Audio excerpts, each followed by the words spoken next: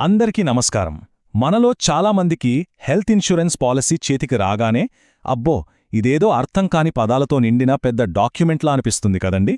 కాని నిజం చెప్పాలంటే అది మన కుటుంబాన్ని ఆర్థిక కష్టాల నుంచి కాపాడే ఒక రక్షణ కవచం లాంటిది. మరి ఆ కవచాన్ని సరిగ్గా ఎలా వాడాలో తెలియకపోతే కష్టం కదా. అందుకే ఈరోజు ఆ పాలసీలో ఉన్న కష్టమైన పదాలన్నిటినీ సింపుల్గా విడమరిచి దాన్ని మనకు అనుకూలంగా ఎలా వాడుకోవాలో చూద్దాం. పాలసీ మొదటి పేజీని తిప్పగానే ఉభరిమా ఫిడే అనే ఈ లాటిన్ పదం కనిపిస్తుంది. వినడానికి ఏదో పెద్ద మంత్రంలా ఉంది కదూ. కాని భయపడాల్సిన పనిలేదు. ఇది మొత్తం ఇన్సూరెన్స్కే పునాదిలాంటి ఒక చాలా ముఖ్యమైన సూత్రం. ఇంతకీ దాని అర్థమేంటో ఇప్పుడు చూసేద్దాం. దీని అర్థం చాలా చాలా సింపుల్, అత్యంత నమ్మకం. అంటే ఏంటంటే ఇన్సూరెన్స్ తీసుకునేటప్పుడు మనకు తెలిసిన ఆరోగ్య సమస్యలన్నీ ఏదీ దాచకుండా నిజాయితీగా చెప్పాలి. అలాగే ఇన్సూరెన్స్ కంపెనీ కూడా పాలసీలో ఉన్న రూల్స్ అన్నింటినీ మనకు స్పష్టంగా వివరించాలి. ఇది ఇద్దరి మధ్య ఉండే ఒక నమ్మకపు ఒప్పందమన్నమాట. సరే, పాలసీని పూర్తిగా అర్థం చేసుకోవాలంటే అందులో పదే పదే కనిపించే కొన్ని ముఖ్యమైన పదాలకి అర్థాలు ఖచ్చితంగా తెలియాలి. పదండి, వాటిని ఒక్కొక్కటిగా చూద్దాం. మొదటిది హాస్పిటలైజేషన్. చాలా వరకు ఇన్సూరెన్స్ క్లెయిమ్స్కి ఇదే మెయిన్ పాయింట్. అంటే డాక్టర్ సలహా మీద కనీసం 24 గంటలు, అంటే ఒక రాత్రంతా హాస్పిటల్లో అడ్మిట్ అయితేనే చాలా ఖర్చులు కవర్ అవుతాయన్నమాట. ఇది చాలా చాలా ముఖ్యమైన పదం. ముందుగా ఉన్న వ్యాధి లేదా ప్రీ ఎగ్జిస్టింగ్ డిజీజ్, అంటే పాలసీ తీసుకునే 3 సంవత్సరాల ముందు నుంచి మనకున్న ఏ ఆరోగ్య సమస్యనైనా దీని కింద లెక్కిస్తారు. ఈ విషయాన్ని గనక దాస్తే ఫ్యూచర్లో క్లెయిమ్ రిజెక్ట్ అయ్యే ప్రమాదం ఉంది. సో చాలా జాగ్రత్త. ఇక కోపేమెంట్.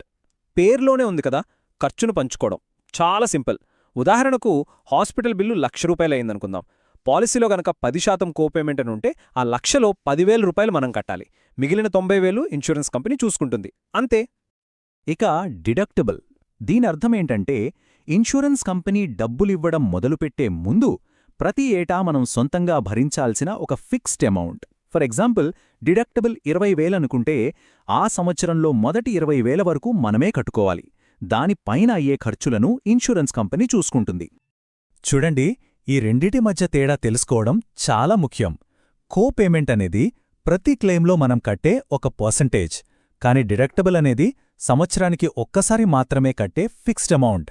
సాధారణంగా ఎక్కువ డిడక్టబుల్ ఉన్న పాలసీల ప్రీమియం కొంచెం తక్కువగా ఉంటుంది. సరే, ఈ ముఖ్యమైన పదాలు తెలిసాయి కదా. ఇప్పుడు అసలు విషయానికి వద్దాం. ఒకవేళ ఏదైనా అనారోగ్యం వస్తే మన పాలసీ మనల్ని ఎలా కాపాడుతుంది?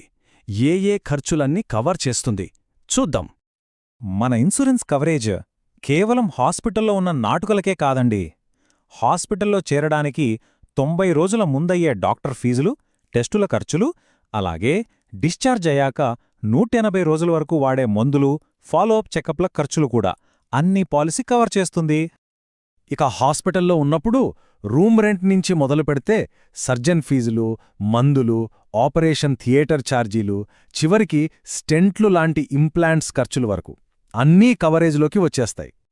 అయితే ఈ రోజుల్లో టెక్నాలజీ ఎంతగానో పెరిగింది కదా. అన్ని ట్రీట్మెంట్స్కి హాస్పిటల్లో రాత్రంతా ఉండాల్సిన అవసరం లేదు. మరి అలాంటి ట్రీట్మెంట్ సంగతేంటి? వాటికి ఇన్సూరెన్స్ వర్తిస్తుందా లేదా? ఎస్, తప్పకుండా వర్తిస్తుంది. దీన్నే డే కేర్ ట్రీట్మెంట్ అని అంటారు.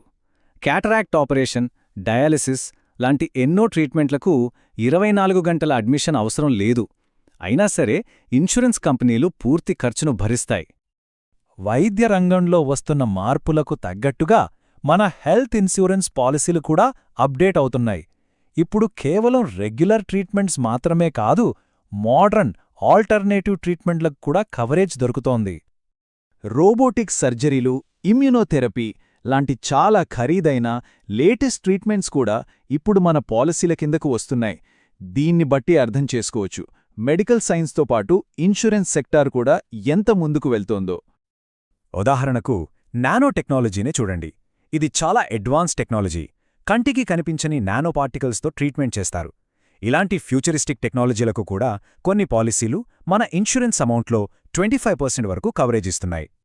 కవరేజ్ కేవలం ఇంగ్లీష్ మందులకే కాదండోయ్. ఆయుర్వేదం, హోమియోపతి లాంటి ఆయుష్ ట్రీట్మెంట్ల కూడా కవరేజ్ ఉంటుంది.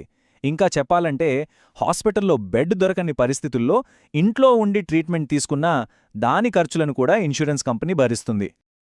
అయితే ఇక్కడొక చాలా ఇంపార్టెంట్ విషయం గుర్తుంచుకోవాలి. పాలసీ కొన్న మొదటి రోజు నుంచే అన్ని రోగాలకు కవరేజ్ స్టార్ట్ అయిపోదు. కొన్నింటికి కొంతకాలం ఆగాలి. దీన్నే వెయిటింగ్ పీరియడ్ అంటారు. చూడండి, సాధారణంగా యాక్సిడెంట్లకు మొదటి రోజు నుంచే కవరేజ్ స్టార్ట్ అయిపోతుంది. కానీ కొన్ని పెద్ద సర్జరీలకు 24 నెలలు ఆగాలి. ఇక మనం ముందే చెప్పుకున్న ప్రీ ఎగ్జిస్టింగ్ డిసీజెస్కైతే 36 నెలల వరకు వెయిట్ చేయాల్సి ఉంటుంది. అందుకే పాలసీ తీసుకునే ముందే ఈ వెయిటింగ్ పీరియడ్స్ ఏంటనేది క్లియర్గా చూసుకోవటం చాలా ముఖ్యం.